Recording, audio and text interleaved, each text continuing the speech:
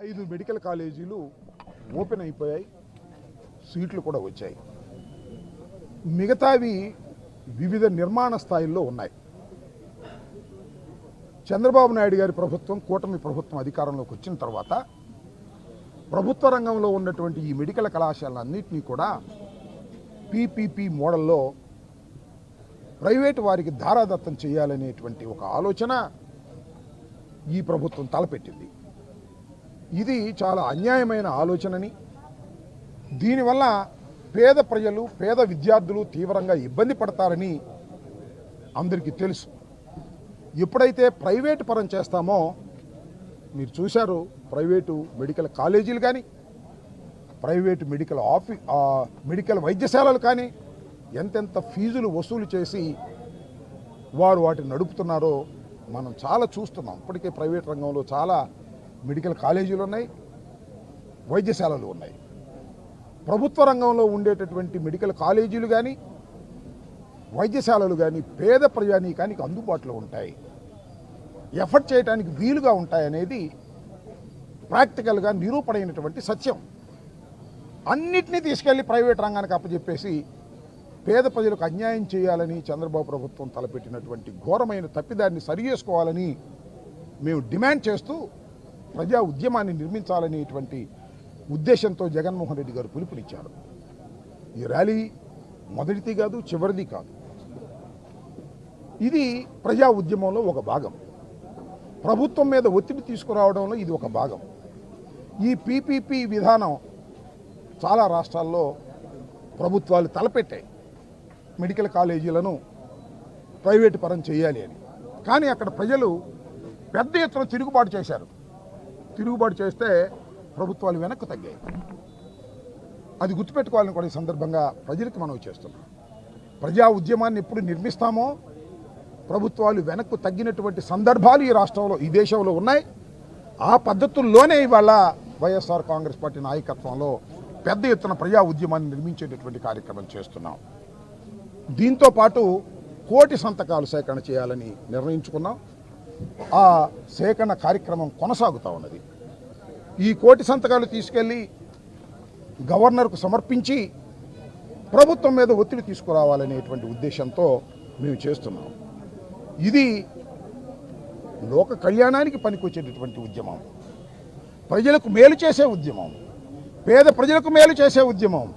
పేద విద్యార్థులు MBBS చదవాలన్నా, post graduation చదవాలన్నా ప్రభుత్వ కళాశాలలు ఉపయోగపడతాయి తప్ప చంద్రబాబు నాయుడు గారు, కూటమి ప్రభుత్వం వీటన్నిటినీ పెద్ద పెద్ద కాంట్రాక్టర్లకి, భూస్వాములకి, ధనవంతులకి ఇచ్చి వారి దగ్గర నుంచి డబ్బులు తీసుకొని లోకేష్ జేబులు నింపాలనేటువంటి ప్రయత్నంతో చంద్రబాబు నాయుడు గారు చేస్తున్నారనేది మా ఆరోపణ.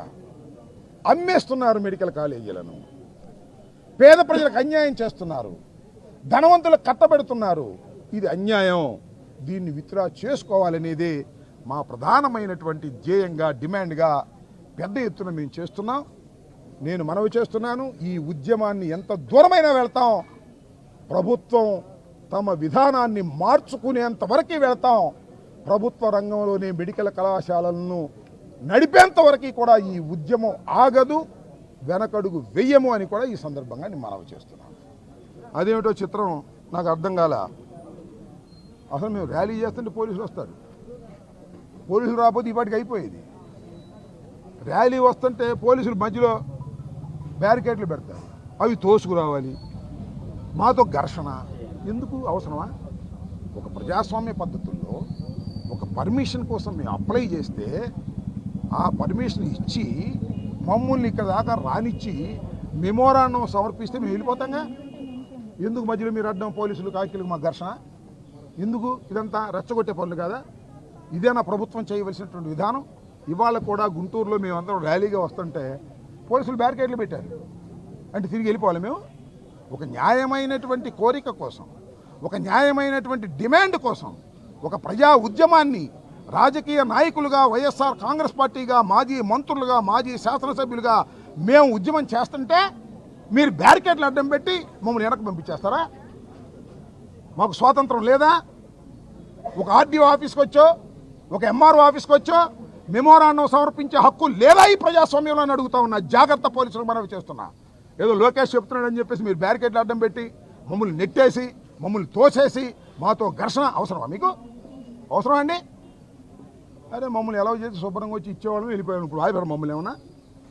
మెమోరాండం ఇవ్వకుండా మీరు ఆపగలిగారా? మా ర్యాలీని మీరు ఆపగలిగారా?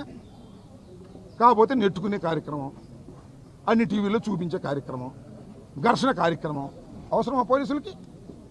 దొంగలను పట్టుకోండి అయ్యా, రౌడీలు పట్టుకోండి అయ్యా, అన్యాయం చేస్తున్న వాళ్ళని పట్టుకోండి అయ్యా, దౌర్జన్యాలు చేస్తున్న వాళ్ళని పట్టుకోండి అయ్యా. ఒక ప్రజాస్వామ్య పద్ధతుల్లో మెమోరాండాలు ఇచ్చే వాళ్ళ మీద పోలీసులను ఉపయోగించి దౌర్జన్యం చేసి మమ్మల్ని రెచ్చగొడితే పారిపోతామా? పిరికోనమా? ఎంతమంది పోలీసులు ఆఫీసులు చూసాం మేము ఇప్పుడు మా సర్వీస్లో. మీరందరూ ఇట్టాగే ఉంటారా? మనం అది కూడా సెల్యూట్ బెటరా? తప్పు. లోకేష్ మెప్పు కోసం కొందరు పోలీసు అధికారులు విచ్చలవిడిగా పోలీసు భాష వాడుతున్నారు. జాగ్రత్త. ఆ పోలీసు భాష వాడితే మాకు కూడా పోలీసు భాష వచ్చు. నేను న్యాయవాదిని, బేసికల్గా రాజకీయ నాయకుడిని. మీకు ఎంత పోలీసు భాష వచ్చో దానికన్నా 10 రెట్లు పోలీసు భాష మాకు వచ్చని కూడా ఈ సందర్భంగా నేను మనవి చేస్తున్నాను. ఉద్యమాలను పోలీసులతో ఆపాలని చేసే ప్రయత్నం ఉద్యమాన్ని మరింత ప్రేరణ చేస్తుందనే వాస్తవాన్ని గమనించలేనటువంటి లోకేష్కి, చంద్రబాబుకి చెప్తున్నా, పోలీసులను అడ్డం పెట్టి ఆపాలనుకోకండి. వెనకో కమ్యూనిస్ట్ స్లోగన్ ఉంది, అరచేతిని అడ్డు పెట్టి సూర్యకాంతిని ఆపలేరు, పోలీసులను అడ్డం పెట్టి ప్రజాశక్తిని అడ్డలేరు. గుర్తుపెట్టుకోమని మనవి చేస్తున్నా. మెడికల్ కాలేజీలను ప్రైవేటు పరం చేయకోకుండా ఆపేంత వరకు కూడా ఈ ఉద్యమం నడుస్తూనే ఉంటుంది. ఎంతకైనా తెగిస్తామని కూడా ఈ సందర్భంగా మనవి చేయదలుచుకున్నాను. ఇస్తుంటారు వాళ్ళు, కాకి అనగాదు కానీ లోకేష్ బలం. ఆయన లోకేష్కి బంధువులే. లోకేష్ ఇక్కడ మన కోసం ఇక్కడ పెట్టినట్టున్నాడు నా ఏరియాకి. నేను ఒకటి మనవి చేస్తున్నా, కడమ చోట్ల ఎట్లా జరిగిందో నాకు తెలియదు. ఎక్కడ పోలీసులు అడ్డం వచ్చి బ్యారికేడ్లు పెట్టారా? ఎక్కడ ఆపలేదుగా. ఇక్కడ స్పెషల్, ఇక్కడ పోలీసులు స్పెషల్ అయ్యా. లోకేష్ పంపించాడు స్పెషల్. ఇక్కడ ఇప్పుడు 175 నియోజకవర్గాలు జరిగింది కదా, పోలీసులు బ్యారికేడ్లు పెట్టి ఆపారా ఎక్కడన్నా? నాకు తెలియదు. అంటే ఉంటే సరి చేసుకుంటా. గుంటూరు 1లో జరిగింది, ఆపారా? ఆపలేదుగా. ఏంటి Guntur 2 special? Ambati Rambabu special, Lokesh special, Lokesh బంధువు స్పెషల్. ఇక్కడ లోకేష్ బంధువు గారు ఉన్నాడు సిఐ, ఆయన పోలీస్ భాష వాడాడు, మనం కూడా పోలీస్ భాష వాడతాం. మనమేం తగ్గేవాళ్ళం కాదు కదా, తగ్గాల్సిన అవసరం కూడా లేదు. చిత్తశుద్ధిగా ఫైట్ చేస్తున్నటువంటి వ్యక్తులం మేమని కూడా మనవి చేస్తున్నా. అదే సామెత ఉంది, మాలోని మనిషివే మా మనిషివే నీవు, పొట్టకూటికి నీవు పోలీసు అయినావు. పొట్టకూటి అంటే వేరే కాదు, బతుకు తెరువు కోసం పోలీసు అయ్యావు. మా మనిషేగా ఎవడైనా పోలీసు, మనలోంచి వచ్చినాడేగా. జీతం కోసం ప్రభుత్వ ఉద్యోగంలోకి వెళ్ళాడు, దాన్ని పొట్ట కోసం అంటారు. మేము పొట్ట కోసం రాజకీయాల్లోకి రాలా, ప్రజాసేవ కోసం వచ్చాము. గుర్తుపెట్టుకోమని మనవి చేస్తున్నా. ఎంత దూరమైనా వెళ్తాం. మాకు తెలుసు మీరు మా మీద పోలీసు ప్రయోగం చేసి మమ్మల్ని అణచాలనుకుంటున్నారు, మమ్మల్ని లోపల పెట్టాలనుకుంటున్నారు, మమ్మల్ని హింసించాలనుకుంటున్నారు. సిద్ధం, అన్నిటికీ సిద్ధపడే ఈ లోకేష్ రాజ్యంలో ఉన్నామని కూడా మనం చేస్తాం. అదే లోకేష్ గారు డిఫీట్ చేసినటువంటి లోకేష్ గారి బంధువు అతను. నా టార్గెట్ అనుకుంటున్నాను నేను ఇవాళ కూడా చూస్తే. ఏ నియోజకవర్గంలోనూ ఆపని పోలీసు వారు ఈ నియోజకవర్గంలో ఎందుకు ఆపారు మీరు ఆలోచించండి. ప్రేక్షకులు ఆలోచించండి, మీడియా పీపుల్ ఆలోచించండి, చెప్పండి.